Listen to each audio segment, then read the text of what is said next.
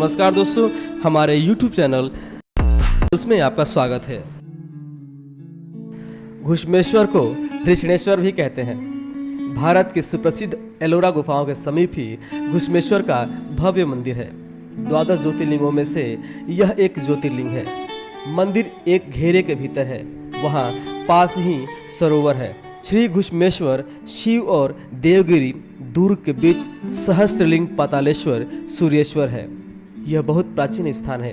कुछ लोग एलोरा के कैलाश मंदिर को ही घुश्मेश्वर का वास्तविक स्थान मानते हैं। एलोरा इतना सुंदर स्थान है कि बौद्ध, जैन तथा अन्य धर्मावलंबी इसके प्रति आकर्षित हो गए और उन्होंने इस सुरम्य पहाड़ी पर अपने अपने स्थान बनाए हैं।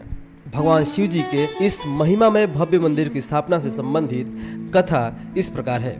दक्षिण देश में देवगिरी पर्वत के निकट सुधर्मा नामक एक ब्राह्मण रहता था। उसकी पति प्रयाणा पत्नी का नाम सुदेहा था। वे बड़ी सुखी थे, किंतु उनके कोई संतान न थी। इसमें सुधर्मा चिंतित रहने लगा। यह देख सुदेहा ने अपने पति से दूसरा विवाह करने का आग्रह किया। उसने अपनी बहन घुश्मा के साथ विवाह करने पर जोर दिया। उसने कहा कि घुश्मा के साथ मेरा अत्यंत स्नेह संबंध है। उसके साथ किसी प्रकार के मनोमालिन्य की शंका भी नहीं हो सकती। हम दोनों साथ साथ प्रेम से रहेंगे। अंत में निश्चिंत होकर घुश्मा के साथ विवाह करके सुधर्मा उसे घर ले आया। दोनों बहनें प्रेम पूर्वक रहने लगी। घुश्मा अति सुलक्षणा गृहिणी थी। वह अपने पति की सब प्रकार से सेवा करती और अपनी बड़ी बहन को माता के समान मानती। साथ ही वह शिव जी की अनन्य उपासिका थी। वह प्रतिदिन नियम पूर्वक 101 पार्थिव शिवलिंग बनाकर उनका विधिवत पूजन करती। कुछ समय बाद शिव जी की कृपा से उसने पुत्र को जन्म दिया।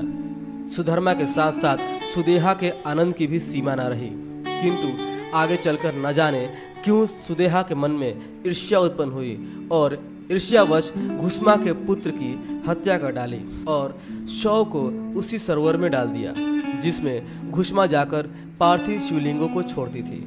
प्रातःकाल जब घुश्मा पूजन करके पार्थिव लिंग सरोवर में विसर्जित कर घर लौटने लगी, तब जीवित होकर उसका पुत्र उसके पास आ गया।